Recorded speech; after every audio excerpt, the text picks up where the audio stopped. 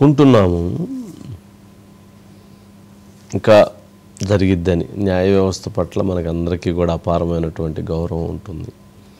But ఎందుకనో ఒక జగన్మోహన్ రెడ్డి గారి కేసుల విషయంలోనే భారతదేశంలోనే న్యాయ వ్యవస్థలో కొన్ని విచిత్రమైనటువంటి పరిస్థితులు ఏర్పడుతున్నాయి.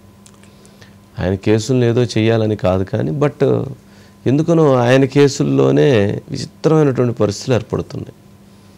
ఆయన చాలా తీవ్రమైనటువంటి సిబిఐ ఈడీ కేసులు నమోదు కావటం, ఆ కేసుల విషయంలో చాలా వివాదం అవటం, ఆ వివాదం అయిన తర్వాత ఆ కేసులకు సంబంధించి ఆయన అరెస్ట్ అవటం, 16 నెలలు జైల్లో ఉండటం, బయటికి రావటం, బయటకు వచ్చిన తర్వాత ఆయన 4 సంవత్సరాల పాటు మరలా ప్రతి శుక్రవారం కోర్టుకు అటెండ్ అవటం, ఎప్పుడైతే తాను ముఖ్యమంత్రి అయ్యాడో ముఖ్యమంత్రి అయిన దగ్గర నుంచి కోర్టుకు వెళ్లకుండా మినహాయించుకోవటం, తదనంతరం ఆ కేసులకు సంబంధించి గత 12 సంవత్సరాలుగా కేసు అలాగా వాయిదాలు పడుతూ ఉండటం, ఇవన్నీ చూస్తుంటే అసలు ఇంత విచిత్రమైన వైవిధ్యమైన ఆశ్చర్యకరమైనటువంటి అవమానపడేటువంటి పరిస్థితి, న్యాయ వ్యవస్థ జరుగుతున్నటువంటి జాప్యానికి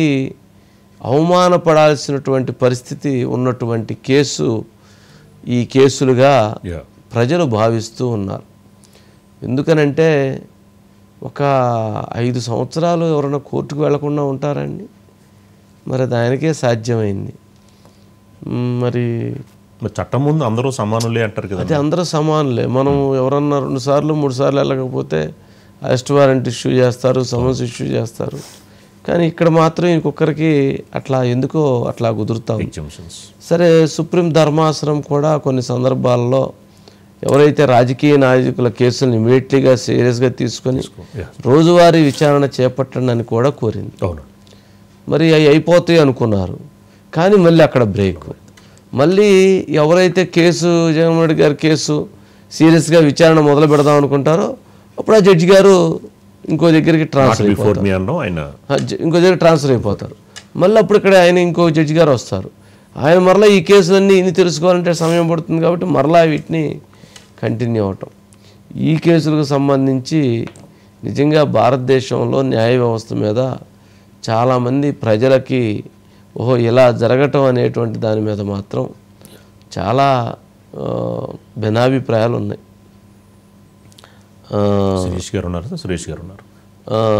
శిరీష్ ఏంటి మొత్తానికి మరలా రోజువారీ విచారణ అంటున్నారు. ఇప్పటికీ అలాంటి రోజువారీ విచారణలు చాలా అయినట్లుంది, కానీ రిజల్ట్ రావట్లేదు. ఏంటి?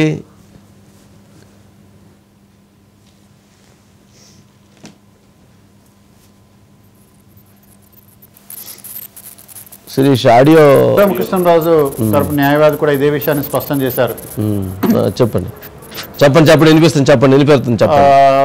ఆయన వ్యక్తం చేసిన అభ్యంతరం ఏంటంటే తెలంగాణ ఏర్పడి దాదాపు 10 సంవత్సరాల పైన అవుతుంది. అప్పటి నుంచి కూడా కేసుల విచారణ అనేది కూడా ఇంకా కొనసాగుతూనే ఉంది. అంటే త్వరగా విచారణ అనేది కూడా జరగడం లేదు.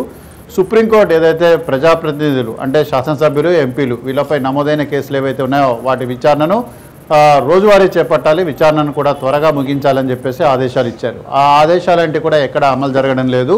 సో తెలంగాణలో అది అమలు జరగడం లేదు కాబట్టి కేసులను వేరే రాష్ట్రానికి బదిలీ చేయాలని చెప్పేసి మేము కూడా కోరుతున్నాం.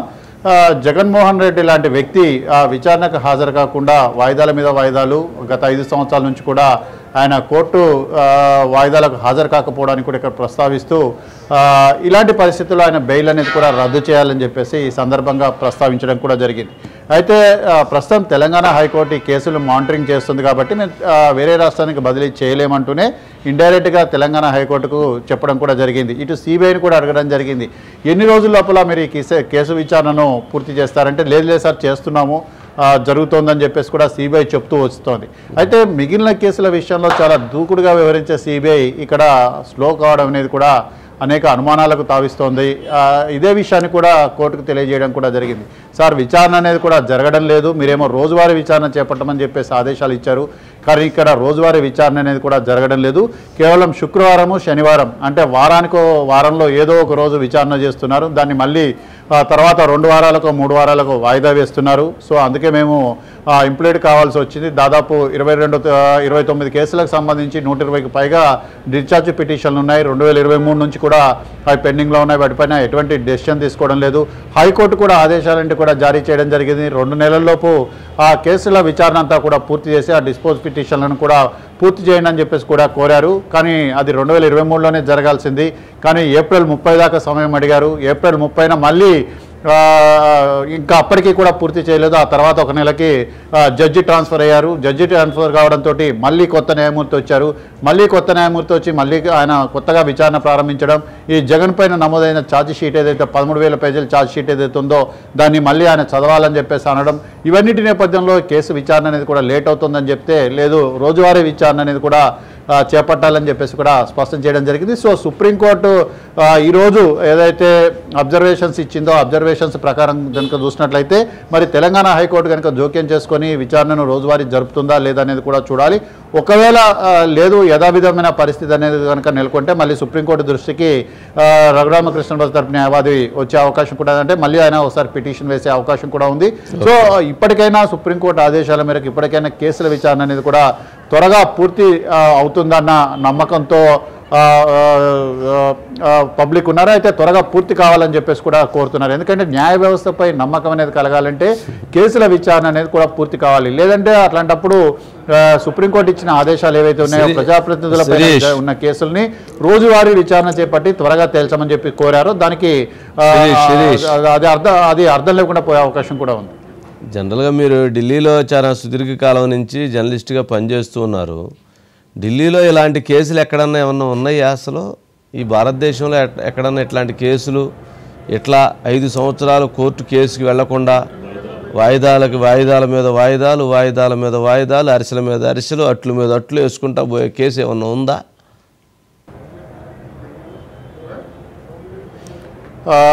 ఈయన జగన్మోహన్ రెడ్డి సీఎంగానే ఉన్నాడు. అదే టైంలో అరవింద్ కేజ్రీవాల్ సీఎంగానే ఉన్నారు. అదే టైంలో జార్ఖండ్లో హేమంత్ సోరెన్ సీఎంగానే ఉన్నారు. కానీ ఇటు కేజ్రీవాల్కు సంబంధించి లిక్కర్ స్కామ్ అనేది కూడా చాలా చాలా ఫాస్ట్గా పరిగెత్తింది. చివరికి కేజ్రీవాల్ని సిబిఐ అరెస్ట్ చేసింది, జైల్లో పెట్టింది.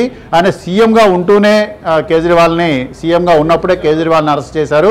ఢిల్లీ లిక్కర్ స్కామ్లో భాగంగానే తిహార్ జైల్లో పెట్టారు. ఆ తర్వాత కొన్ని రోజులకు కోర్టు డైరెక్షన్స్తో ఆయన రాజీనామా చేయాల్సి వచ్చింది. డిప్యూటీ సీఎంను కూడా అరెస్ట్ చేశారు.